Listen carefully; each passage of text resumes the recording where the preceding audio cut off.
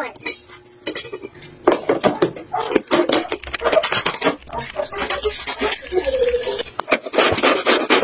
Magandang umaga po sa inyong lahat mga mamish at samahan niyo naman ako sa panibagong araw. Pagkagising ko nga na umaga ay wala na nga sa tabi si Bunso kaya naman tinignan ko na nga at nasa kusina no. Every time talaga pagka nagigising na nga tong si Bunso ay dumediretso na nga sa may kusina. Pagka nagigising nga to ay nandun pa nga si Baldo kaya naman pinupuntahan niya. Sinuot ko na nga muna tong waist trainer na in-order ko nga noon kaya naman tinignan ko kung kasya ko no. Buksan ko na nga pala tong bintana namin at uminom na nga muna ako ng tubig. Sa mga oras na nga niyan ay paliliguan ko nga sa Bunso kaya naman nagpainit na nga rin ako ng tubig niya. Nang okay na nga yung pagkakainit ng tubig ay pumunta na nga din ako sa may CR at binuksan ko na nga din to at kinuha ko na nga din yung bathtub ni Bunso. Dito ko na nga lang paliliguan si Bunso sa may CR namin. Dito na nga pala yung Johnson na ginagamit nga ni Bunso kaya naman dali-dali ko na nga din kinuha. Super bar tapos na nga palang naligo si Bunso kaya naman binihisan ko na nga pala dito sa may upuan namin. Dito na nga muna kami magi-stay ni Bunso habang natutulog pa nga si Tyler. At sa mga oras na nga niya ay nakapagsaing na nga pala ako kaya naman nagprepare na nga din ako ng uulamin namin. Bali manok at tokwa na nga lang pala yung lulutuin ko. Kaya naman inugasan ko na nga muna tong chopping board. At in-slice ko na nga ng dali-dali itong tokwa at bumili na nga lang pala ako ng paminta at bawang sa labas. Inugasan ko na nga pala tong mga manok at lalagyan ko nga lang ng konting tubig. Nilagyan ko nga lang pala ng konting asin to at pakukuluan. Sing na nga pala si Tyler na mga oras na nga niyan kaya naman heto at nakikipaglaro na. Balikan ko na nga pala ito, pinapakulo ko at pinrepare ko na nga pala yung bawang na gagamitin ko. Kinuha ko na nga pala itong ginagamit ko nga para hindi na nga din ako mag-slice. Na nga pala ako gumamit ng sibuyas dahil napakamahal. Nilagay ko na nga pala itong manok sa kawali at hindi na nga din ako naglagay ng mantika. Nilagyan ko nga lang ng konting toyo at bawang at nilagay ko na nga din yung tokwa at hinalo-halo ko nga lang din to. At binigyan ko na nga pala ng magic sarap dahil hindi ko pa nga nalagyan kanina. At nilagay ko na nga pala tong paminta. Pakukuluan ko nga lang din to ng pakukuluan para kumapit nga yung lasa. Okay na nga yung pagkakakulo nito sa may toyo ay binuhos ko na nga tong tubig na pinagkuluan kanina. At nilagyan ko na nga pala ng konting asukal to. Pagkatapos noon ay pakukuluan lang din. Nagutom na nga pala ako ng mga oras na nga niyan kaya naman kinain ko na nga din tong oatmeal na ginawa ko last time. After nga noon ay binalikan ko na nga pala tong adobo na niluto ko nga kanina kaya naman after nga namin kumain ay pinaliguan ko na nga pala si Tyler. At sa mga oras na nga niyan ay umiiyak na nga si Bunso kaya naman kailangan maasikaso ko no. Pagkatapos ko nga pala pinaliguan si Tyler ay nag-stay na nga muna kami dito sa may kwarto dahil patutulogin ko si Bunso. Inayos ko na nga muna sandali itong higaan namin para hindi nga magulo pagka hihiga kami. Pagkita ko nga sa dalawang Janakis ko ay naglalaro na. Kanina nga lang ay nagmumuryot nga tong Bunso ko at ngayon nga ay nakikipaglaro na. Every time talaga pagka may gagawin nga ako ay dun nagmumuryo. At sa mga oras na nga niyan pala mga mamish ay binalikan ko na nga pala yung kinakain dahil hindi pa nga ako tapos. Lang, salamat! Bye!